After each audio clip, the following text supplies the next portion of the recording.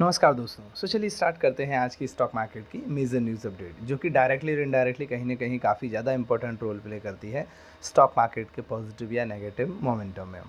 So as usual हम start कर रहे हैं ग्लोबल मार्केट के अपडेट के साथ में। और ग्लोबल मार्केट में जो सबसे इंपॉर्टेंट है आज की डेट में वो है हमारे लिए यूएस एंड यूरोपियन मार्केट।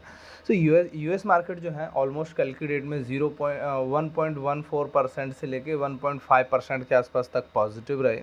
काफ़ी अच्छा अपसाइड में कल की डेट में मोमेंटम तीनों ही मेजर इंडेक्सेस में देखने को मिला। रीज़न कल एक्चुअली वहाँ पे जैक्सन होल सिम्पोजियम मीटिंग्स चल रही थी, जो कि सेंट्रल बैंकर्स की मीटिंग होती है फ्रॉम द ग्लोब। वर्ल्ड की सभी कंट्रीज़ या मेजर कंट्रीज़ के जो भी सेंट्रल बैंक्स के हेड रहते हैं उनकी ये मीटिंग थी। यहाँ पे जेरोम पावेल, जो कि यूएस के सेंट्रल बैंक फेडरल रिजर्व के चेयरमैन हैं, उनकी ओर से कल एक स्टेटमेंट दिया गया कि time has come for policy to adjust. And market ने इसको इस तरह से लिया कि अपकमिंग मीटिंग में भी पॉलिसी रेट कट देखने को मिल सकते हैं यूएस में, राइट।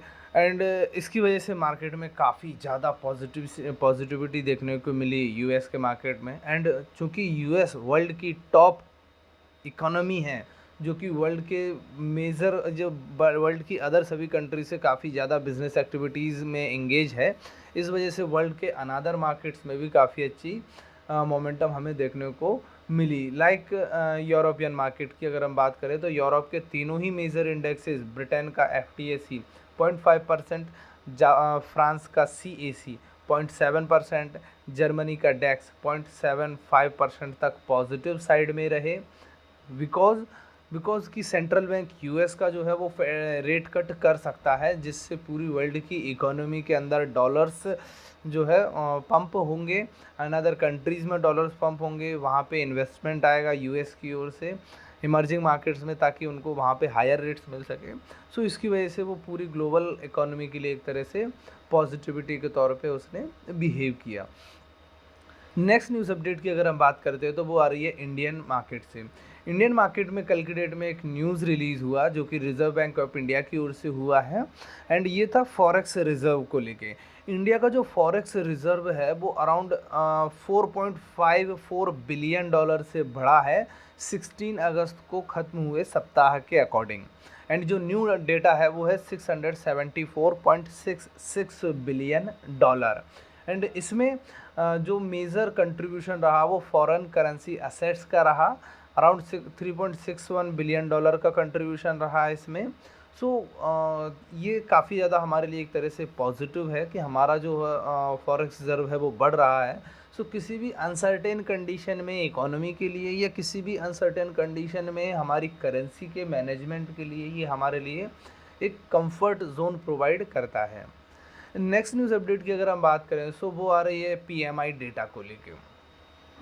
इंडिया का जो परचेसिंग मैनेजर्स इंडेक्स का जो डेटा है वो 60.5 पे आया है प्रीवियस मंथ्स के डेटा के कंपैरिजन में, जो कि 60.7 पे था। बिजनेस एक्टिविटीज़ की जो प्रोग्रेस को या बिजनेस एक्टिविटी के एक्सपांसन को PMI का डेटा जो है वो एक तरह से मेज़र करता है। एंड ये डेटा अगर 50 से ऊपर है, अबव देन 50 है, देन वो इकोनॉमी के लिए एक तरह से पॉजिटिव है, या वो ये शो करता है कि इकोनॉमी हमारी एक्सपांसन मोड में है। ये अगर 50 के नीचे है देन वो ये शो करता है कि इकोनॉमी हमारी कॉन्ट्रैक्शन मोड में जा चुकी है। एंड हमारा ये जो डेटा आया है PMI का, ये हमारे ऑल टाइम हाई नंबर्स के आसपास 60.5 के आसपास आया हुआ है। सो ये हमारे लिए एक तरह से काफ़ी पॉजिटिव है कि हमारी जो इकोनॉमी है वो एक्सपांसन मोड में है। लास्ट मंथ्स के कंपैरिजन में जो डेटा है वो थोड़ा सा स्लो हुआ है, बट ऑल्दो ये हमारे लिए काफ़ी कंफर्टेबल नंबर है। नेक्स्ट न्यूज़ अपडेट की अगर हम बात करें सो वो आ रही है GDP ग्रोथ को लेके, राइट। जो इकोनॉमिस्ट हैं, जो बिगर इंस्टीट्यूशंस हैं, उनकी ओर से जो इकोनॉमिस्ट थे उनकी ओर से एक पोल कंडक्ट किया गया था, जिसमें ये लग रहा है कि इंडिया का जो Q1 क्वार्टर वन जो ख़त्म हुआ है हमारा अप्रैल मई जून का, उसमें इंडिया की क्वार्टर वन की जो GDP ग्रोथ है वो स्लो हो सकती है। एंड ये जो डेटा है वो अराउंड 6.85% के आसपास आ सकता है। रीज़न, इसी दौरान में इंडिया का जनरल इलेक्शन था। इंडिया की ओर से इस वजह से गवर्नमेंट की ओर से जो गवर्नमेंट स्पेंडिंग है वो कम हुई है। मैं अर्बन कंजप्शन में कुछ ना थोड़ा सा स्लोनेस आई है। इसकी वजह से मे भी देखने को मिल सकता है कि जीडीपी क्वार्टर वन की हमारी जो नंबर है वो कम होके आ सकता है। सो ये हमारे लिए एक तरह से नेगेटिव है कि जीडीपी ग्रोथ रेट हमारी कम हुई है, बट हमें ये भी समझना है कि इसी दौरान में कुछ मेजर इवेंट्स भी थे। देखते हैं इंडियन इकोनॉमी आगे किस तरह से परफॉर्म। सो इसी से रिलेटेड नेक्स्ट न्यूज़ अपडेट आ रही है, जो आ रही है इंडियन जीडीपी से रिलेटेड ही है, बट ये US investment banking firm Goldman सैक्स को लेके आ रही है। गोल्डमैन सैक्स जो कि एक काफ़ी मेजर इन्वेस्टमेंट बैंकिंग फर्म है, प्लस यूएस का काफ़ी मेजर बैंक है। इनकी ओर से इंडिया के लिए नेक्स्ट अपकमिंग 2 फाइनेंशियल ईयर्स के जो जीडीपी फोरकास्ट है वो 20 बेसिस पॉइंट से कम कर दिए गए हैं। राइट। सो ये हमारे लिए एक तरह से थोड़ा सा कहीं ना कहीं नेगेटिविटी के तौर पे ये हमें लग रहा है कि जो जीडीपी फोरकास्ट है इन्होंने कम किए हैं, बट एक्चुअल में जीडीपी फोरकास्ट ने या हमारे जीडीपी के ग्रोथ नंबर्स ने ऑलमोस्ट सभी एक्सपेक्टेशंस को बीट करके हायर रिजल्ट्स ही दिए हैं। सो देखना होगा कि आगे किस तरह से Indian GDP perform. Okay, so next news update जो आ रही है वो आ रही है नेशनल स्टॉक एक्सचेंज की ओर से।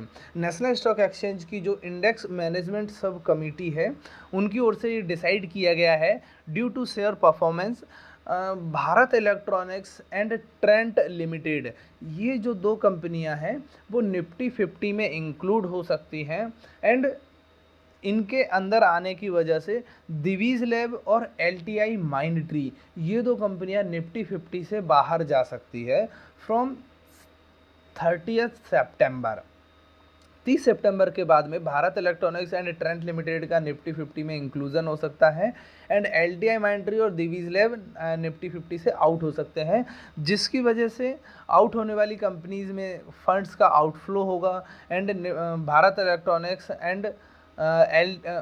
इलेक्ट्रॉनिक्स एंड ट्रेंट लिमिटेड में फंड्स का इनफ्लो होगा due to mutual funds, passive mutual funds and another funds की वजह से। तो ये Bharat electronics and Trent limited के लिए एक तरह से पॉजिटिव, एंड एलटीआई माइंडट्री और दिवीज लैब के लिए एक तरह से नेगेटिव न्यूज़ है, क्योंकि यहाँ से फंड्स का आउटफ्लो होगा।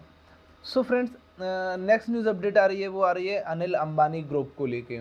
SEBI securities and exchange board of India, जो कि इंडियन स्टॉक मार्केट के रेगुलेटर भी हैं, इनकी ओर से अनिल अंबानी एंड इनके जो अराउंड 24 अनदर एंटिटीज़ हैं उनको अगले 5 साल के लिए स्टॉक मार्केट सिक्योरिटीज़ मार्केट से बैन कर दिया गया है।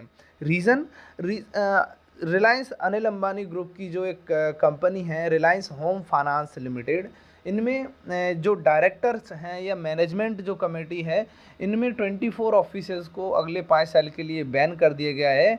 और इन पे एलिगेशंस हैं कि इन्होंने आरएचएफएल के फंड्स का डाइवर्जन किया है, फंड्स को एक तरह से मिसयूज़ किया है उनका, एंड कॉरपोरेट गवर्नेंस के इश्यूज़ इनके ऊपर लगाए गए हैं। सो सेबी की ओर से जो इन्वेस्टिगेशन की गई थी उसमें ये इन पे एलिगेशंस लगाए गए हैं। एंड इसके साथ साथ सेबी ने अनिल अंबानी पर अराउंड 25 करोड़ का फाइन भी लगाया है।